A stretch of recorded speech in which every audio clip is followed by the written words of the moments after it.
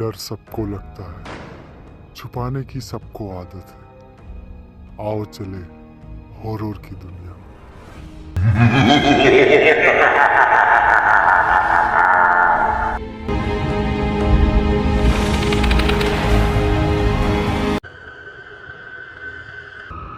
School एक ऐसी जगह जहां हम अलग अलग चीजों के बारे में सीखते हैं, जहां हमको हमारे दोस्त मिलते हैं और जहां हम अक्सर खुश रहते हैं। शायद स्कूल्स हमारा एक दूसरा घर बन जाते हैं, लेकिन कई बार उन्हीं स्कूल्स के अंदर कई सीक्रेट्स भी छुपे होते हैं। मंडे शाम को जब मिसेस यादव को उनके बेटे जुगल के बोर्डिंग स्कूल से फोन आया, तो उन्हें नहीं पता था कि उस दिन के बाद से उनकी जिंदगी हमेशा के लिए बदल जाएगी। वो फोन उस बोर्डिंग स्कूल के प्रिंसिपल का था, जिन्होंने मिसेस यादव को बताया कि उनका 12 साल का बेटा जुगल पिछले 2 दिन से मिसिंग है। जुगल के पेरेंट्स ये खबर सुनते ही सीधा जुगल के बोर्डिंग स्कूल पहुंच गए।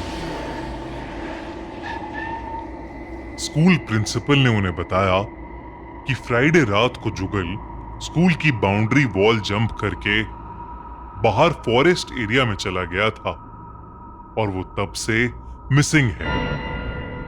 प्रिंसिपल ने कहा कि पुलिस ने पूरा स्कूल, हॉस्टल और सारा फॉरेस्ट एरिया देखा, लेकिन जुगल कहीं नहीं मिल रहा।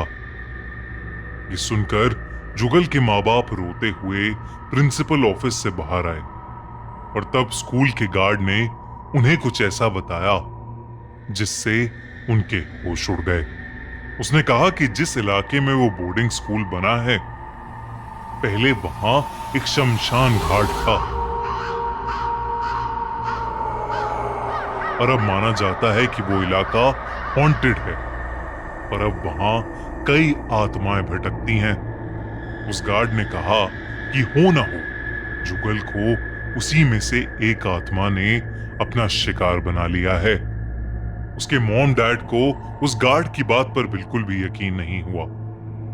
उन लोगों ने और भी बहुत से teachers, school staff, police officer सबसे बात की, लेकिन किसी से भी कुछ पता नहीं चल पा रहा था।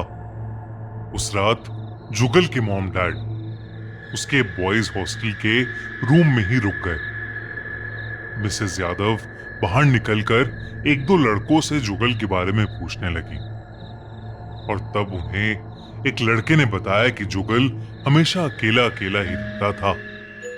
जुगल का उस स्कूल में कोई दोस्त नहीं था।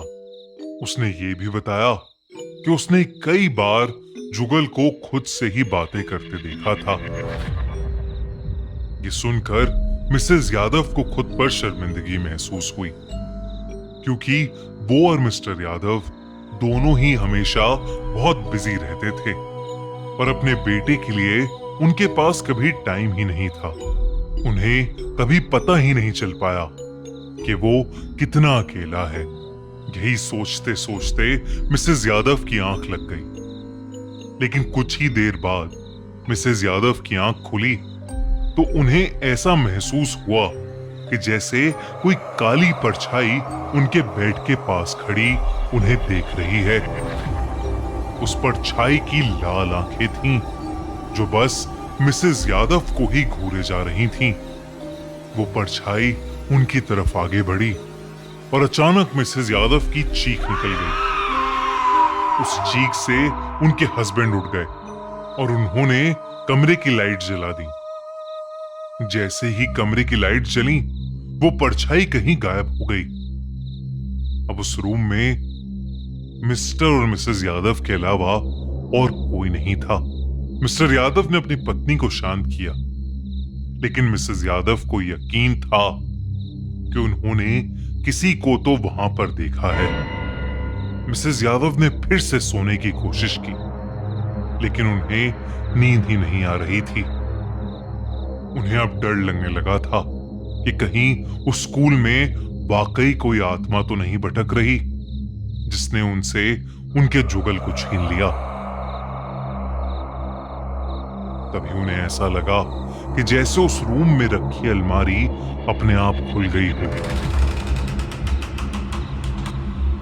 मिसेस यादव उस अलमारी के पास गईं और उसमें उन्हें जुगल का लिखा हुआ एक लेटर मिला।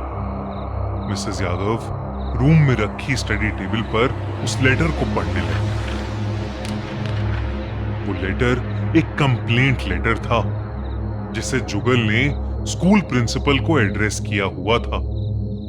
उस लेटर में जुगल ने लिखा था कि कुछ सीनियर्स काफी टाइम से उसे परेशान कर रहे हैं। उन सीनियर्स में से एक प्रणव भी था जो कि प्रिंसिपल का बेटा था। एक बार उसने और उसके साथियों ने पूरे बॉयज हॉस्टल के सामने जुगल के कपड़े उतरवाकर उससे डांस करवाया था। तब से जुगल उनसे बहुत डरता था और वो जुगल को हमेशा सताते रहते थे। जुगल का लेटर पढ़कर जुगल की मां का रोना निकल गया। उन्होंने तय किया कि वो सुबह होते ही प्रिंसिपल और उसके बेटे प्रणव के खिलाफ पुलिस को कंप्लेंट करेंगी। प्रिंसिपल का बेटा प्रणव भी उस रात वॉशरूम जाने के लिए उठा था। वो वॉशरूम जा रहा था तो उसे अपने पीछे किसी के कदमों की आवाज आई, लेकिन उस पूरे कॉरिडोर में कोई नहीं था। वो वॉशरूम पहुंचा तो वो कदमों की आवाज भी बंद हो गई। जब वो अपने हाथ धो रहा था तो अचानक वॉशरूम में लगे शीशे में उसे जुगल दिखा, जो उसके देखते ही गायब हो गया। प्रणव को लगा कि वो शायद उसका वहम होगा, लेकिन वो जैसे ही मुड़ा उसके सामने जुगल खड़ा था। अचानक से जुगल का चेहरा बदल गया। उसका पूरा चेहरा धीरे धीरे नीला पड़ने लगा, आंखें लाल हो गईं और उसके पूरे शरीर पर चोटें ही चोटें थीं। जुगल का वो रूप देखकर प्रणव के रोंगटे खड़े हो गए। अचानक प्रणव हवा में उड़ने लगा और पीछे कांच के शीशे में जा गिरा। प्रणव ने अपनी आंखें बंद कर लीं और जोर जोर से चीखने लगा। जब उसकी आंखें खुली तो उसके आसपास भीड़ इकट्ठा हो गई थी। उस भीड़ में जुगल के पेरेंट्स भी थे। उन्हें देखते ही प्रणव ने उनसे माफी मांगी। प्रणव ने उन्हें बताया कि जुगल कहीं गायब नहीं हुआ है, बल्कि प्रणव और उसके दोस्तों ने मिलकर अनजाने में जुगल की जान ले ली। उसने बताया कि उस रात उन लोगों ने ड्रग्स लिए हुए थे और उसी के नशे में वो जुगल को तंग कर रहे थे। जुगल उनसे डर के स्कूल बाउंड्री वॉल जंप करके फॉरेस्ट एरिया की तरफ भागा और वो लोग भी उसके पीछे पीछे चले गए। वो जुगल के उनसे भागने से चिढ़ गए और गुस्से में उन्होंने क्रिकेट बैट्स और हॉकी स्टिक्स से उसे मार डाला।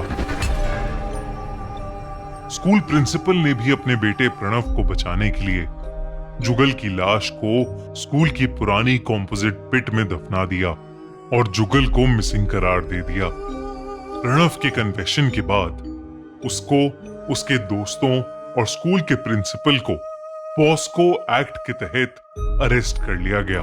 लेकिन उस दिन के बाद से मिस्टर और मिसेस यादव की जिंदगी तबाह हो गई। उन्होंने अपने इकलौते बेटे को हमेशा हमेशा के लिए खो दिया था। आपको ये वीडियो कैसी लगी? उम्मीद करता हूँ ये वीडियो आपको अच्छी लगी होगी। अगर आपके लाइफ में भी कोई ऐसी घटना घटी है तो आप हमें कमेंट कर सकते हैं। हो सकता है अगली वीडियो आपकी हो।